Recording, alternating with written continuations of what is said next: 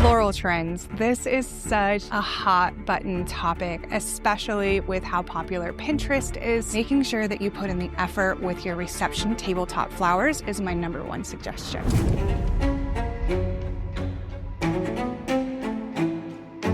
Everybody is going into like a more maximalist vibe, and if you can go for that, if you can do that, if you can invest in that, great.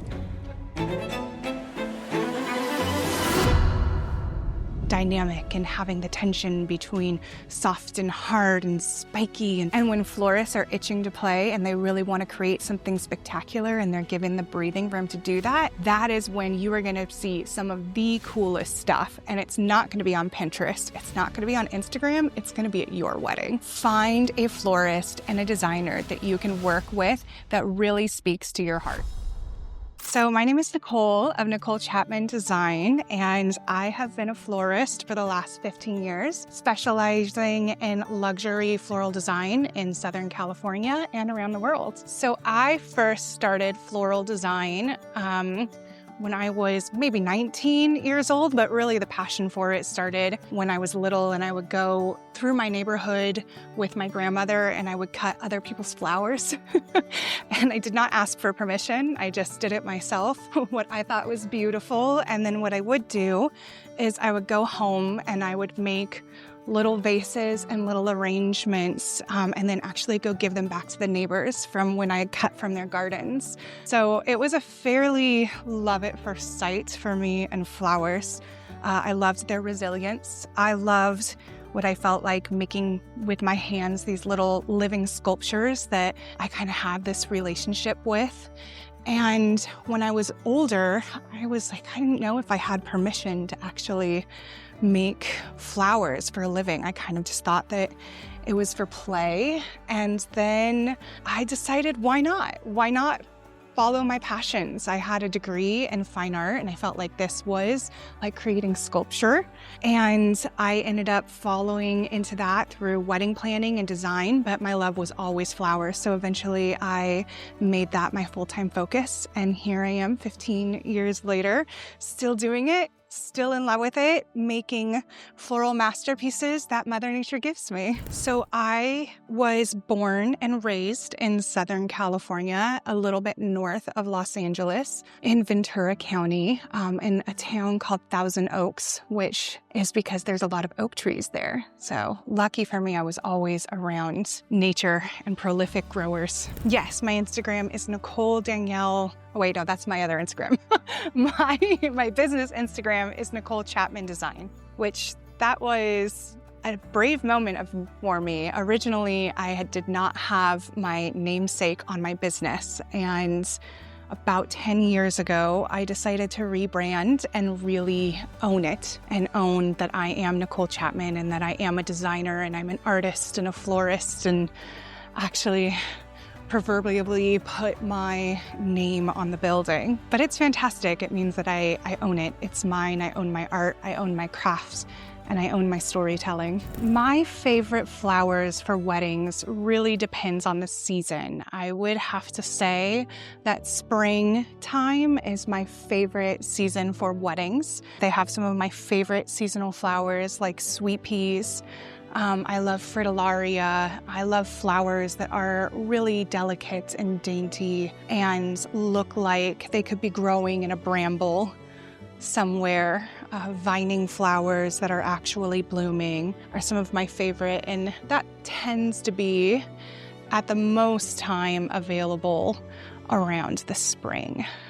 So spring is great. I mentioned I love roses and I love sweet peas. I really adore lisianthus, especially Terra lisianthus, Terra meaning earth. And if I could put those in everything, I would. I always try to sneak them in to my design decks, and no matter what the color palette is, and try to convince clients that it's a flower that they absolutely need. And normally it works, that they see the beauty in it. It's a really warm, beautiful, earthen brown. And I find that neutrals can be really a lovely way to ground and arrangement and flowers, especially, it's so popular now to do white and green and neutral. It's become just a new classic, something that feels really timeless. So I find that sometimes adding something that's a little bit more muted and grounded, like a yummy light milk chocolate lisianthus, is just one of my favorite flowers. And when I'm designing, I typically look for what I like to call a hero flower. So a hero flower is a flower that has almost all of the colors of my color palette all within it. And then I can pull, so for a light brown lisianthus, it actually has some of that warm light brown, but then a little bits of deep chocolate, and sometimes it has a little bit of mauve. And so then I can pull in purples or chocolates or creams. It's got a little bit of green in it. I can pull it a little bit more chartreuse. So I'm all about finding my hero flower, which kind of sets off the whole arrangement, something that just has all the colors in it. And then I can vibe out with everybody else. You know, when we finally discover that perfect, unique bloom, it's like finding the key to the personality of your wedding. And we absolutely love helping couples unlock that beauty. If you're watching this right now and feel that your story deserves the same attention to the detail, then why don't we create it together? We have a special gift for our viewers. Click the link in the description to book a consultation with me, and you will receive $1,000 voucher plus stunning drone footage of your ceremony as a gift. This is my way of saying it's time to begin our magic. Don't miss your chance to create something truly yours. Click the link in the description. Are there any underrated blooms that no one talks about? I am all about texture, if you can't tell, and I love little odd pods, something that aren't necessarily considered beautiful, but in my mind, I think they are. They are just this great example of all of the ways that nature can provide for us and be really interesting. It doesn't always need to be something that's really soft or feminine or traditional. And I really love when you take something that is heavily textured or even looks a little dangerous, right? And you add it into something that is softer and more ethereal. It creates this really cool tension, and it allows your guests to stop and be like, what is that? And it wants to pull them in closer. So finding an amazing texture is something that I love to do. And it could be pods, it could be weeds, even grasses, succulents, cacti, just anything that feels and looks a little bit different in shape, different in color, to help you really create movement and something that is a little more dynamic, a little bit more feisty. A bride should think about, when choosing her flowers beyond her Pinterest board, what season she's actually getting married in. So winter, spring, summer, fall, that will kind of help dictate what the color palette is and what your seasonal availability is. And I am all about using flowers and greenery that are in season. It's not necessarily going to save you on cost, but what it will do is give you some of the most dynamic, largest, most interesting, biggest, prolific blooms. And that would be my choice. Is actually, if it were up to me, I would get married again during the springtime. I got married during winter. So I would say your season, your availability, and then also doing something that isn't on trend, something that feels really authentic to who you are, something that feels authentic to your family, your culture, your values. I've had Indian weddings where we incorporate a lot of jasmine, or we'll incorporate spices. We have a lot of weddings in Santa Barbara where we have herbs. And we have rosemary and lavender because those are really beautiful natural growers in that area. So considering the time of year, considering what is special to you, and also considering what's not a trend and what's more about your story and where it is that you're getting married. I find that the most common mistakes brides can potentially make when coming to florals, when it comes to florals for their wedding, is not choosing something that feels authentic to themselves. Maybe considering more of what it is that's trendy, looking at things that aren't in season, and also just not picking a florist that they necessarily vibe with. Maybe they are just going with whoever the venue suggests, which is totally fine to have those partnerships. But florals are meant to tell your love story, right? They're the majority of the decor for your event, for your wedding. And so you really want to make sure that the person that is designing for you is actually in sync with what it is that your vision is and is able to tell your story through your floral. So I haven't gotten too many unusual floral requests. Thank goodness for that.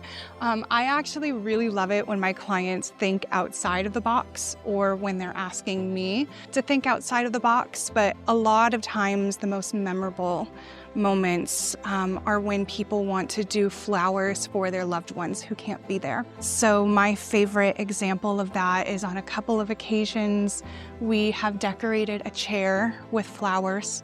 And that chair was supposed to represent a loved one that couldn't be there. And that chair that had flowers all over it was then placed in the ceremony where that loved one would have been sitting.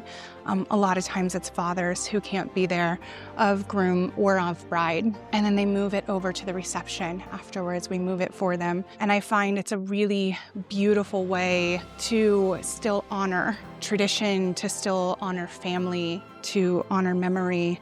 And that's what flowers are supposed to do, right? They bring us back into our memory, whether it's childhood, whether it's travels, whether it's a person, because flowers are sensory, the way that they smell, what they remind us of, who they remind us of. So having moments where you can celebrate somebody, also different cultural moments too, using marigolds, different things like that. I love being able to memorialize people with flowers who can't be there anymore. I love making sure that we have a heavy grounding base, and then as we build up and as we elevate, then we get more delicate, except sometimes we can break the rules and we can have something that's a little bit heavier up at the top, but it's all about creating movement and something that's dynamic and having the tension between soft and hard and spiky and ruffly, and it just makes something look more interesting to me. I did not have any formal education when it came to flowers. I have a degree in fine art, so I studied color theory, and I was always really interested in sculpture.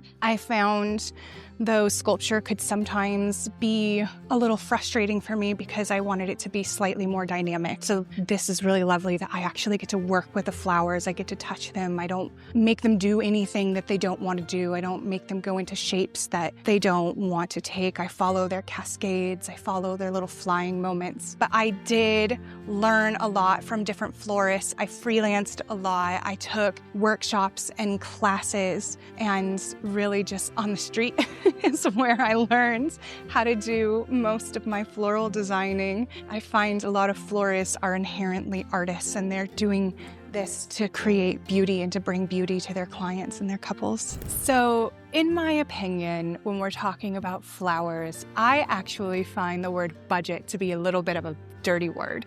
It's like a swear word for me. So when I think of the word budget, I usually think about something that isn't very expensive or that it's cheap. And I prefer to use the word investment, because that is really what couples and brides and grooms and clients are doing, is that they're investing in their wedding, they're investing in their florals, and it feels a little bit more commiserate to what it actually is, right? Flowers are expensive, and all florists really like to honor the investment that our clients are making. So when you're choosing areas to actually invest in your wedding, I usually have two suggestions. Number one would be to invest in your reception tabletops. Reception tabletops and where your guests are seated is primarily where they're going to be spending the most amount of time. It's also where they're going to be getting up the closest to the flowers and really interacting with them and seeing them.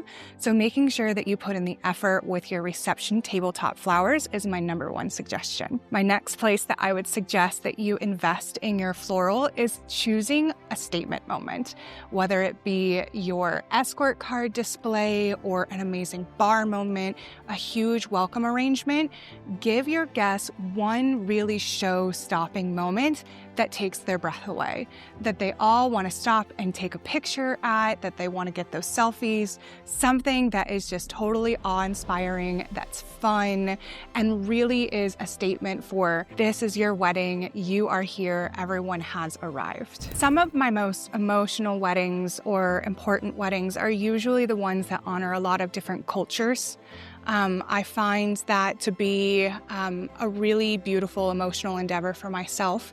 I had a client where the groom was from Mexico and the bride was from California, and they were getting married in Southern California in Santa Barbara. And so one of the things that we did is we incorporated monarch butterflies into their wedding decor, whether it be motifs or actual butterflies that we tucked into their little ceremony pieces, their reception. And the reason that we chose to do this is because monarch butterflies actually migrate from the whole coast, the whole West Coast, particularly in California, and they nestle into the hills of Santa Barbara and where the eucalyptus trees are. And they migrate all the way down to Mexico. And so this was a really beautiful tying in of their two cultures, and it was something that was really deeply personal to both of them. And it was a subtle nod. It doesn't need to be something that's overt, but it's about layering in aspects of their story. Floral trends. This is such a hot button topic, especially with how popular Pinterest is still. I get so many of the same images that are sent to me again and again, and I always encourage my clients to please design a mood board.